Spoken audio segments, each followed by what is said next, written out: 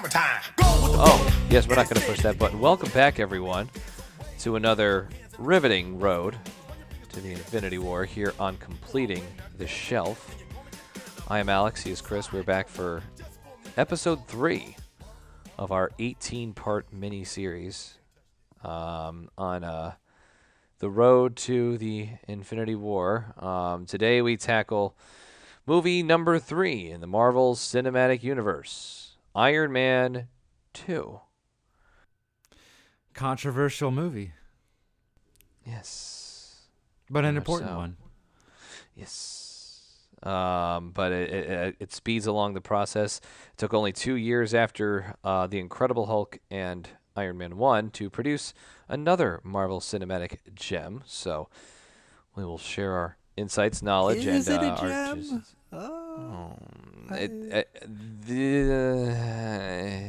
Okay. we will go down that rabbit hole together. Sure. Before we do that, how's life for you, sir? Life is good? Pretty good. It's nice outside. It's not freezing. It feels like Florida. Yay, 70s. Florida, yes. In my new job, I get to walk from the district office to schools and just be outside. It's cool. Yes, we won with Awesome. nature. Yeah. Life's good here at Disney World. Excellent. It's magical. Uh, That was pretty self-serving. Anyway, Iron Man 2 is what we're here to discuss today. It's not quite the same as talking about Iron Man 1 because whenever you deal with sequels, there is always the thought of, oh, God, sophomore slump, please, no. And we'll discuss as to whether or not this did fall into such a malaise, like some sophomore slumps kind of give themselves the title, you know. As mentioned, released in 2010, just around the Cinco de Mayo holiday. What do you know about that? Distributed by Paramount and produced by Marvel. Still directed by Jon Favreau, written by Justin Theroux, excuse me. Do you see what I did there? uh-huh. Do you see what I did there? Yes. Yes. Anyway, Iron Man 2 still starring Robert Downey Jr., Gwyneth Paltrow, but sitting in for Terrence Howard, Don Cheadle. And I was not happy about that change at first. Yeah, it was weird, but, I think Terrence Howard at the time was still working on that mindset of hustling and flowing. Ha, He was, ha, yeah, ha. he was asking for more money than they wanted to pay him, so he was out. Yeah, I believe that was the he had issue. been on a pretty decent string of movies going into Iron Man with Hustle and Flow, with Crash, with those sorts of successes. So at some point, the buck would have stopped, and that's why they went to Don Cheadle. I honestly prefer Don Cheadle. I think Now he's I a do, better yeah. actor than Terrence Howard, but I don't know why you just had to jump up and just had to change things on the drop of a hat like that. What do we know? Well, for That's the how action this works. portion of that character, Don Cheadle, of course, is much better, especially Iron Man 3, that buddy cop stuff they go through. But, yeah, I just like the rapport that Howard and Yes. Downey had, but that is Yes. not our purpose here. Can you give us the plot summary? Oh, yeah. Tony Stark pisses people off. People get mad at Tony Stark. The end. Concision. Okay, sorry. That was the Cliff Notes version. Tony Stark pisses off a Russian The federal government. and another government in the process. So he's got a Cold War on his own doorstep when dealing with the Air Force and then dealing with Ivan Vanko, a Russian physicist and ex-con. So basically, Ivan Vanko's father pretty much blames Tony Stark for all the bad things that have happened to the Vanko family, gives his son the blueprints to the arc reactor, and later on you see why that's not good, that other people can have arc reactors and not just Tony Stark.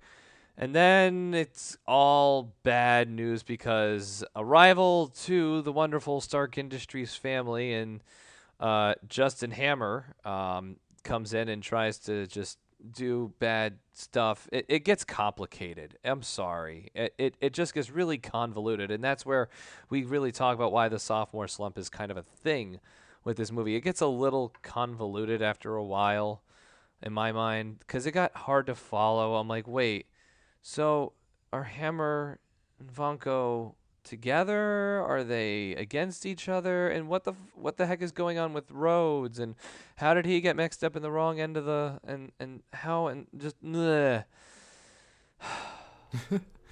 Well, I mean, so the federal government. You want me to do this summary? Because I didn't get lost. I got lost. That was my problem. Like, but You needed a at the Jarvis to time, get through it. Yeah, I bet Paul Bettany, please save us all. Again, looking at it back then, I feel like then there's this and then there's that, and I'm like, wait a minute, And then no, Samuel Jackson pops up and Scarlett and they're in Johansson. Monaco, yes, and they're in Monaco, and it's typical billionaire playboy philanthropist shenanigans whenever you're in Monaco, so that makes sense. But yeah, what would be your thought as to the plot of the movie? I love how it directly follows the first one. So the impact. Well, that helps, yes. Yeah, that usually helps.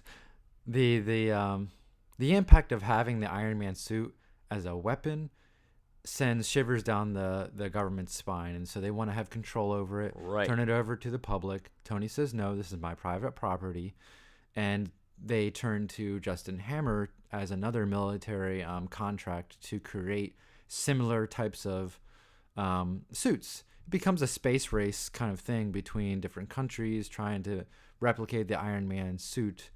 Right. Eventually, Ivan Ivanko, like you said, his father was quote unquote wronged by Howard Stark, and Ivan creates an arc reactor with these electrical whips and goes after Tony. He fails. Yeah, But Justin's right. like, That's where I yo, get dude. lost because it's just like these like electrolyzed whips, and I'm just like, okay, that's cool. Oh, they're screwing up the Wraith car. Damn it. Ugh. So that's why I kind of got lost at that point. I'm like, so wait, who's the bad guy here? Is it just Vanko, or is it just Hammer, or is it Uncle Sam, I think or is it that's Tony? Like, that's where I'm like, well, wait. Yeah, Iron Man 1 had two villains too, like his partner, the Ironmonger, and then the Ten Rings. And they were both kind of weak. And then they tried to go with two villains again. Hammer and Vanko team up. Because Hammer's like, yo, I can give you the resources. You can make the tech. Let's destroy Tony Stark's legacy. And I thought that was a good attempt to try and make that a big theme of it, the legacy of the Stark family and the company. Didn't quite land. Right. Eventually, they work together. Ivanko screws Hammer because Hammer's just a dope. He's like a weaker, nerdier Tony Stark who's ineffective. And Tony's also dying in this process too from a poisoning from the Palladian core in his arc. Fine. It's like science will somehow catch up with nature, and I think that's one of the themes that kind of comes out from there is that no matter how much we try to, well, that's a later analysis. You're right. Let's just focus on plot. Excuse me. Yeah. But I mean, his sickness is part of the plot, and yes, the Shield but comes the in. hidden They lines force him. beyond that, right? Yeah. They've come in to force him to try and find a solution to it in his dad's files. He gets a connection with his dad. It is convoluted, isn't it? Now that I'm thinking about it. But it's all about dealing with the federal government and Hammer and Vanko. And at the end, at the Tony Stark Expo, it comes to a head where Vanko has controlled all of Hammer's drones. Cheadle, whatever his name is, Rhodey, and Stark, both in suits, tough it out, beat all the bad guys. The end. Oh, wait, but then Tony and Pepper make up on the rooftop, and they kiss. The end. Yeah, I think that sums it up. But again, this just kind of goes back into, again, back then, 8 years ago, my brain was not attuned to what's a plot. How did it make sense? So I just saw it as, oh man, another Mickey Rourke movie appearance. Okay, cool. Who's Justin Hammer? Oh, I've seen him before, but I don't know who he is. He plays a lot of bit roles and stuff.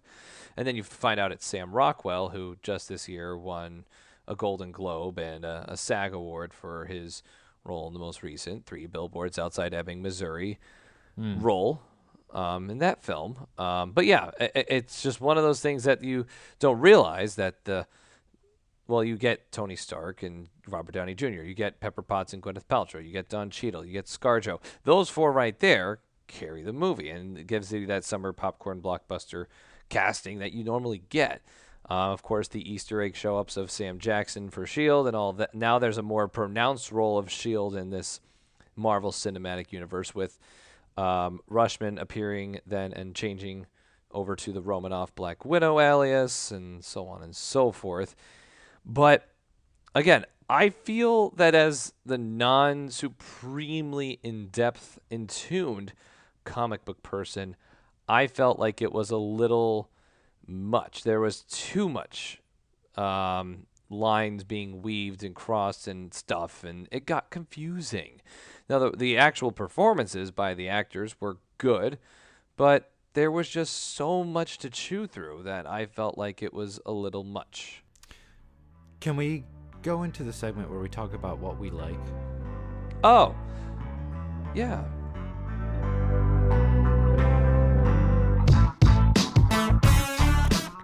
I know it's hard for a movie that has these problems, but there's good things about it, and we want to be positive. Oh, yeah, the internet's negative enough.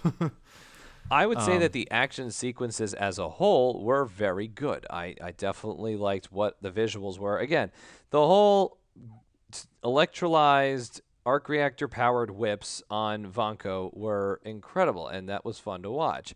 Seeing another Iron Man suit in the whole thought of being it a war machine, yes, with Rhodey, that was cool. And seeing a head-to-head, oh, it's two Iron Mans fighting each other, and that was really cool. Because two's better than one. Yes, indeed. So that was fun, but I feel that was the hallmark of any Marvel Cinematic Universe film is the action sequences. That's what makes its money. Is that more than almost anything else up to this third film? Is that you had these fantastic action sequences that were true to form and larger than life than what they were drawn on the paper from the comic book. So that was certainly a plus. Yes, and this film, before it was, as it was in production, the rumors were that it was going to follow the Demon in the Bottle storyline from the comics, which is the only like deep dive Iron Man comic I really spent time with, because it's so famous. It's where Tony becomes an alcoholic because he's failing, and you see a little bit of that in the film where he gets drunk because he's about to die, and he's like, "What would you do in your last birthday?" And Romanoff is like, "Anything you want." So that was a whole nother plot line.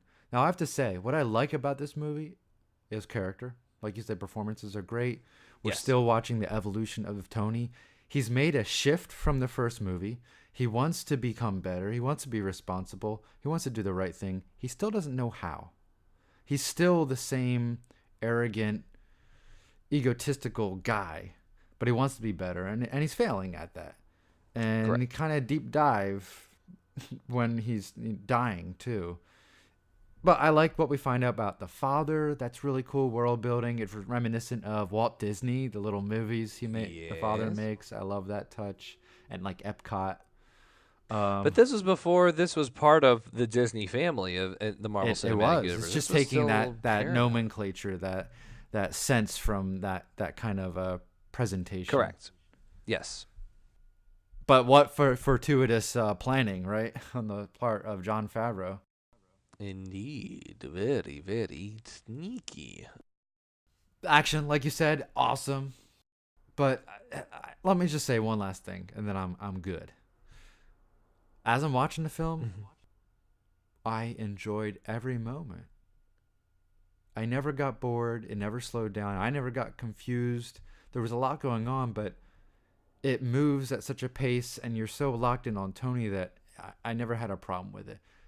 Having to explain the plot now, I'm stumbling, right? There's so much interwoven that I can see how it could be overly complicated. But watching it, I didn't have a problem with it. It just kind of felt, again, it ended, and it was a little weak in the ending again. Right, and you can kind of forgive all the nonsense back then of plot, plot, plot, plot, plot. Oh, sweet action! Holy crumbs! And those bits of it carrying it through to the end and stumbling across the finish line, as you mentioned. But back then, we didn't have an idea of that there would be not only one anything like Avengers, number two anything towards this length of the Infinity War. So how this ties in to our end finish line for us in Avengers Infinity War is that it just creates this further complexion in the layers of Tony's character and the Iron Man character as to, as you had mentioned in a previous episode, all of those previous failures and all of those downfalls and all of those challenges that he continues to wrestle with mentally, leading to those foils and flaws within his own personal character.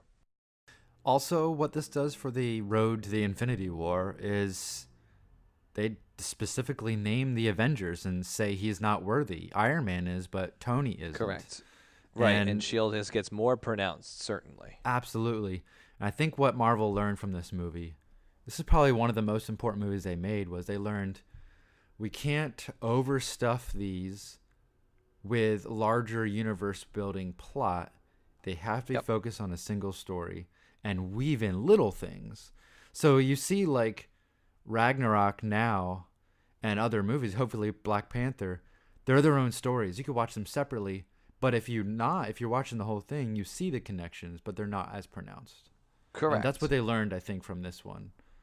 So what I like about it, oh man, they learned from this kind of overstuffed effort. So do you have a rank?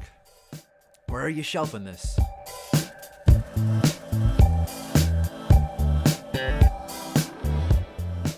Now, see, again, back then, all I saw was, oh man, sweet moves and action and blah, blah, blah. Funny quips So, and one-liners. exactly. And again, this was still part of the whole Mickey Rourke being he was on that high of just having role after role where he was just a fantastic character and had such great roles in films. So for me, it's second shelf simply because how the action carries it along. But that it's definitely not top shelf worthy because as we kept talking about, we keep stumbling with, well, what else is supposed to be on my plate? I feel like there's just too much on my plate, and I can't really get a good enjoyment out of that because there is just so much going on. Yeah, I think I have to agree. Second shelf for me. It's a good movie. It's not a great movie. It's overburdened, like I said, but really does. I think they learned from it, and it's this. Nothing is not fun to watch except for Justin Hammer. I kind of get bored of him and his shtick Oh well, quickly. that does tend to happen a lot with Sam Rockwell characters over the years. He's had roles where you get thoroughly like vexed or thoroughly like I'm sick and tired of seeing him because he continues to have those like conniving, weaselly like Yeah, Weasley's a good term for cockroachy, him. weaselly, cockroachy type roles. He never goes away, but at the same time, he's necessary for the whole cycle of the thing. And then Works role. Hey man, don't worry. Get me bird. He was a nothing character. Ugh. He was just the guy with tattoos that was working on things. There was no depth to him. He was the right guy in the right place at the right time. Because if you think about it, who else could you have put in that role that could have done that? He is just that chiseled, beat up Oh, thug that he continued to kind of portray. for And what the script gave him, he did it perfectly. absolutely, going back those 5 years prior when he did that role in Sin City of oh gosh, oh, I can see his character, but now that's gonna bother me. He was chasing after Goldie. Oh, Goldie, I need Goldie. And then I have no idea what oh, you're talking about. you've never seen Sin City? Oh, I've I've lost never you with seen Sin him City. in a role outside of Iron Man 2. Oh, well, that might be something you need to look into. Sin City is a fantastic film based off the graphic novels Oh, by it's on my list. Frank Miller. Yeah. Frank Miller, right? I want to read the graphic novel first. His name is Marv in the film. That's his character's name. Mickey Rourke plays a character named Marv, who's a muscle-bound vigilante. That's really the only way I can describe it. But anyway, second shelf, not bad, not the world beater that some other Marvel movies could considerably get to within our shelving moving forward, but certainly an integral part as we get to the road on as we are on the road to the Infinity War. So we thank you once again for joining us here in the Completing the Shelf channel. If you have feedback, please leave some in the comments below. Find me on Twitter. Yeah, how would you shelf this? How would you shelf this? Would you put it on a shelf? Would you keep it on our shelf? Let us know.